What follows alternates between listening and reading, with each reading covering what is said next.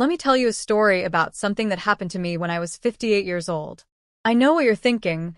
58 seems late for a life-changing moment, right? But that's exactly when my whole world turned upside down, in the most unexpected and beautiful way. My name is Emma, and I've been living in Portland for most of my adult life. I've always known who I was. I came out as gay when I was 25, back in the 1990s. It wasn't easy then, believe me. My family didn't speak to me for years. I lost friends. I lost job opportunities. But I gained something more valuable. I gained myself. I learned to live honestly, even when it was hard. By the time I hit my late 50s, I was comfortable in my own skin. I had a small circle of close friends, a job I loved at a local bookstore, and a cozy one-bedroom apartment that was getting too expensive for me to afford alone. The rent in Portland had skyrocketed, and my bookstore salary just wasn't cutting it anymore. So I did what many people my age were doing. I looked for a roommate. That's how I met Sarah. Sarah responded to my ad on a roommate finding website. When she came to see the apartment, I remember opening the door and seeing this elegant woman standing there with a nervous smile. She was about my age, maybe a year or two older, with silver hair pulled back in a neat bun and kind blue eyes that seemed to carry a lot of stories. We clicked immediately. Over coffee that first day, she told me about her life. She'd been married for 35 years to a man named Robert. They had 2 grown children, a daughter named Amy and a son named David. The marriage had been, as she put it, fine. Not terrible, not wonderful. Just fine. They'd divorced 6 months earlier, and it had been civil and quiet. No drama, no fighting. They'd simply grown apart and finally admitted it. Sarah had spent her whole life in a small town outside of Portland, being the perfect wife, the perfect mother, the perfect church member. Now, at 59, she was starting over in the city, trying to figure out who she was when nobody was watching or expecting anything from her. I liked her immediately. There was something genuine about her, something real beneath all that politeness. We talked for 2 hours that day, and by the end of it, we'd agreed she'd move in the following week. Those first few months were wonderful. Sarah was the kind of roommate everyone hopes for, clean, considerate, good company. We fell into easy routines. Morning coffee together before I left for work. Evening meals that we'd cook together, taking turns choosing recipes. Weekend afternoons reading in the living room, sometimes in comfortable silence, sometimes sharing passages from our books. I watched Sarah slowly unfold. In her small town, she'd always had to be on, always aware of how she looked, what people thought. Here in the city, in our little apartment, she started to relax. She'd come home from her new job at an art gallery with stories about interesting people she'd met. She started wearing brighter colors. She laughed more easily. We talked about everything: politics, books, movies, the strangeness of getting older in a world that didn't seem to value older women. We talked about our pasts, our regrets, our hopes for whatever time we had left. Sarah was curious about my life, about what it had been like to be gay in earlier decades, about the communities I'd found, the love I'd experienced. I noticed things, though. Little things. The way she'd look at me sometimes when she thought I wasn't paying attention. The way she'd lean in close when we were cooking together. The way she'd find excuses to touch my arm or my shoulder when she laughed. At first, I told myself I was imagining it. Sarah was straight. She'd been married to a man for 35 years. She had grandchildren, for heaven's sake. But there was something in those looks. Something I recognized because I'd seen it before in other women who were just starting to question, just starting to wonder. It was curiosity mixed with fear, longing mixed with confusion. I didn't say anything. It wasn't my place. If Sarah was having thoughts or feelings she needed to explore, she'd have to come to them on her own time, in her own way. I couldn't push her. I could only be her friend and her roommate and wait to see what would happen. What happened changed both of our lives forever. It was a Thursday evening in late September. I remember because the leaves were just starting to turn, and there was that first hint of autumn chill in the air that makes you want to light candles and open a bottle of wine. We'd done exactly that. Sarah had brought home a bottle of red wine from the gallery. Someone had given it to her employer, and he'd passed it along to her. We'd opened it with dinner, then opened a second bottle as we settled on the couch, talking and laughing about nothing in particular. But as the evening wore on, I noticed Sarah getting quieter. She'd stare into her wine glass, swirling it gently, like she was trying to find answers at the bottom. I knew that look. That was the look of someone wrestling with something big, something they weren't sure they should say out loud. "You okay?" I asked gently. "You seem far away." She looked up at me, and I saw something vulnerable in her eyes, something raw.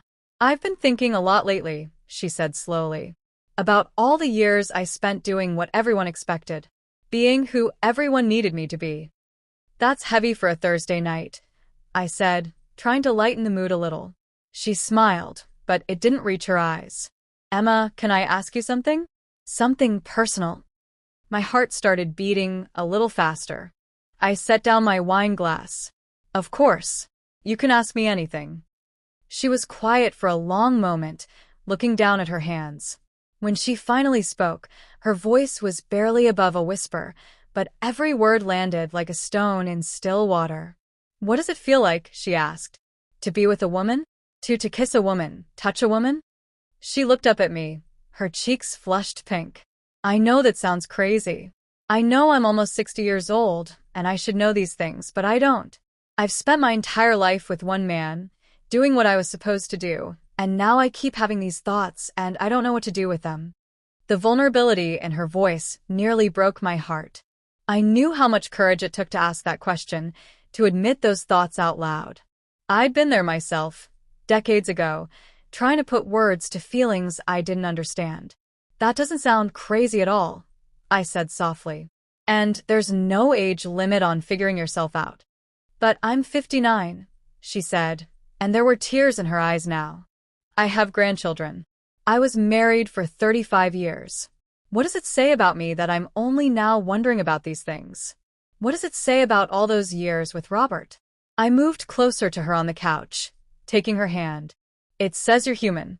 It says you're brave enough to ask questions, even when they're scary. It says you're choosing honesty over comfort. Those are good things, Sarah. Those are brave things."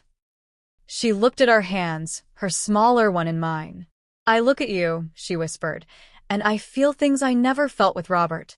I watch you move around the kitchen, or read your book, or laugh at something on TV, and I feel, I don't even have words for it. It's like waking up after a long sleep." My heart was pounding now. This was a moment that could go so many ways, and I had to be careful. Sarah was my friend. More than that, she'd become someone I cared about deeply. But she was also vulnerable, questioning, standing at the edge of something that terrified her. "What do you want to know?" I asked, keeping my voice gentle and calm. She looked up at me, and the intensity in her eyes took my breath away. "Everything," she said. "I want to know everything. But mostly," she paused, gathering courage. "Mostly I want to know what it would feel like to kiss you." The air between us felt electric. I could hear my own heartbeat in my ears. I'd been attracted to Sarah for weeks now, maybe months, but I'd kept it buried, hidden, because I thought it was impossible. Now here she was, asking me the one question I'd never expected to hear. "Sarah," I said carefully, "if we do this, everything changes. We can't unknow it. We can't go back to how things were before." "I know," she said. "I'm terrified, but I think I'll regret it more if I don't at least try. I don't want to be 80 years old wondering what if." I cupped her face in my hands, giving her every chance to change her mind, to pull away, to laugh it off. Instead, she leaned into my touch, her eyes closing for just a moment. "Are you sure?" I asked one more time. "I've never been more terrified," she said, echoing my earlier thought. "But yes, I'm sure."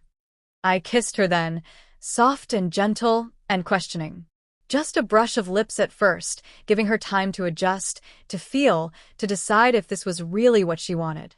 For a moment, she froze, and I thought she might pull away. But then she made a small sound in the back of her throat and kissed me back, deeper this time, her hands coming up to grip my shoulders. She tasted like wine and possibility and courage. When we finally pulled apart, both of us were breathing hard. Sarah's eyes were wide, her lips slightly parted. Oh, she breathed. Oh my God. Yeah, I said, smiling despite myself. That was. She searched for words. That was nothing like kissing Robert. Nothing at all.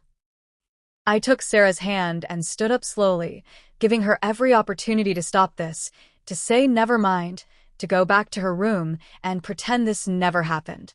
Instead, she stood with me, her hand trembling slightly in mine, but her grip firm. We can stop any time, I told her as I led her to my bedroom. This is about you, about what you want and need. There's no pressure, no expectations. I trust you, she said simply, and those 3 words meant more to me than she could possibly know. In my room, with a soft lamplight casting everything in warm shadows, we stood facing each other. I could see Sarah's nervousness, but I could also see her determination. This wasn't just curiosity for her. This was something deeper, something she needed to understand about herself. I kissed her again, taking my time, letting her set the pace. Her hands found my waist, pulling me closer, and I felt her relax into the kiss, into the moment. We undressed each other slowly, revealing bodies that had lived full lives. Neither of us had the bodies we'd had at 20 or 30. We had wrinkles and soft spots, stretch marks and scars. We had the bodies of women who'd lived and loved and survived. You're beautiful, I whispered, and I meant it with everything in me. I'm old, she said, but there was a lightness in it, almost humor. You're perfect, I corrected her, and I kissed her again to prove it. What happened next was tender and patient and full of discovery. I learned what made Sarah sigh, what made her gasp, what made her grip the sheets. She learned that her body was capable of pleasure she'd never imagined, that intimacy could be about more than just routine or obligation. When she finally came apart in my arms, crying out in surprise and wonder, I held her close, stroking her hair, letting her feel whatever needed to be felt. She was crying, soft tears that she didn't try to hide. I'm 59 years old, she finally said, her voice thick with emotion. How did I not know? How did I spend my entire life not knowing I could feel like that? There was grief in her question, grief for all the years she'd missed, all the versions of herself she'd never gotten to meet. I understood that grief intimately. I'd felt it myself when I first came out, mourning the years I'd spent trying to be someone I wasn't. You know now, I said simply. That's what matters. She lifted her head to look at me, and her eyes seemed both older and younger than they'd been hours before. Teach me, she whispered. I want to know everything. I want to learn how to make you feel the way you just made me feel. So I did. I guided her hands and her lips, showed her how to touch another woman, how to read the signals of pleasure, how to give and receive with equal joy. She was eager to learn, unafraid to ask questions, to try things, to occasionally laugh when something felt awkward. When she finally brought me to climax, her face was radiant with pride and wonder. I did that, she asked, amazed. Yes, I gasped, pulling her close. God, yes. We lay tangled together as the sun began to rise outside my window. Neither of us had slept. We'd been too busy talking, touching, discovering. Sarah traced lazy patterns on my arm, her touch light and wondering. I can't go back, she said quietly. I know who I am now. I can't unknow it. Would you want to? I asked. She thought about it seriously, the way she thought about everything. No, she finally said. Even though it means I have to rethink my entire life, grieve the person I thought I was, face things I never expected to face. No. This, she gestured between us, this feels like coming home to myself. I kissed her forehead, understanding completely. Coming out later in life carried its own unique pain and its own unique joy. The grief was real, but so was the freedom. What happens now? She asked, and it was a fair question. We were roommates. We were friends. Now we were lovers. It was complicated in every possible way, and we both knew it.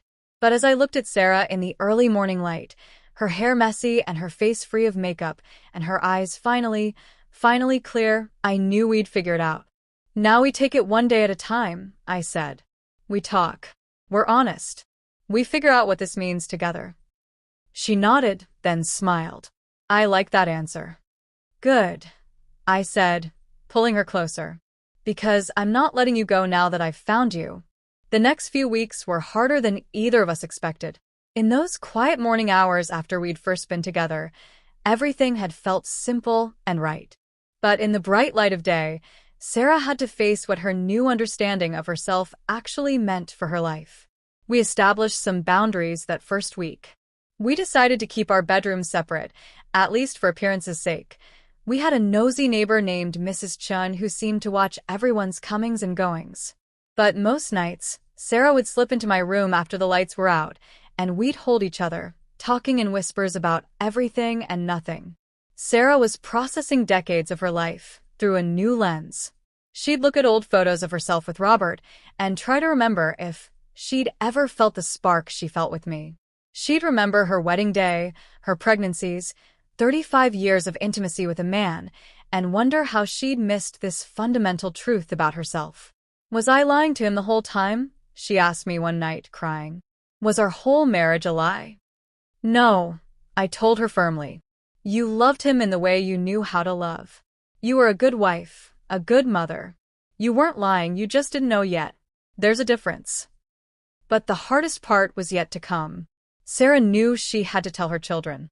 Amy and David had a right to know who their mother really was, even if the truth was going to be hard for them to hear. She called Amy first. I sat with her while she made the call, holding her hand for support. I could only hear Sarah's side of the conversation, but it was enough to break my heart. Amy, honey, I need to tell you something important, Sarah began, her voice shaking. There was a pause. No, nothing's wrong. Well, actually, something's right. Something's finally right. Another pause. I've been doing a lot of thinking since the divorce, and I've realized something about myself. Amy, I'm gay. I heard the explosion of sound from the phone even from where I sat. Amy's voice was high and confused and angry. Sarah's face crumpled, but she kept her voice steady. I know this is a shock. I know you have questions. But this is who I am, honey. This is who I've always been, I just didn't know it. The conversation lasted another 20 minutes. By the end, Amy had said some things that clearly hurt Sarah deeply. When she finally hung up, Sarah sat there staring at the phone in her hand. She said, I'm going through a phase, Sarah whispered. She said I'm too old to suddenly be gay.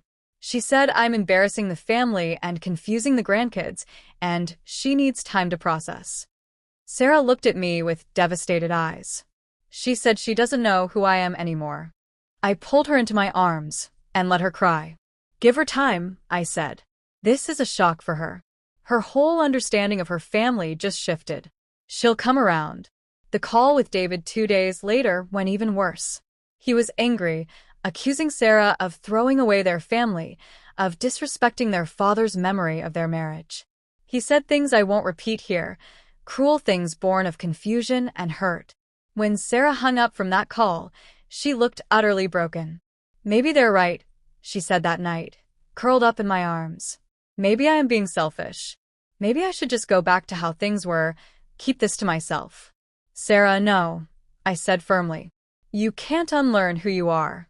You can't shrink yourself back into a box that never fit you just to make other people comfortable. That's not fair to you, and honestly, it's not fair to them either. They deserve to know the real you, even if it's hard for them to accept it first. But what if they never accept it? She asked, voicing her deepest fear. What if I lose my children over this? Then they weren't really seeing you before either, I said gently. They were seeing the version of you that you presented. Now you're giving them the chance to know the real you. That's a gift, even if it doesn't feel like one right now. Sarah processed this in silence. I could see her working through it, weighing her options, deciding who she wanted to be. When she finally spoke again, her voice was stronger. I love my children, she said. But I'm done apologizing for who I am.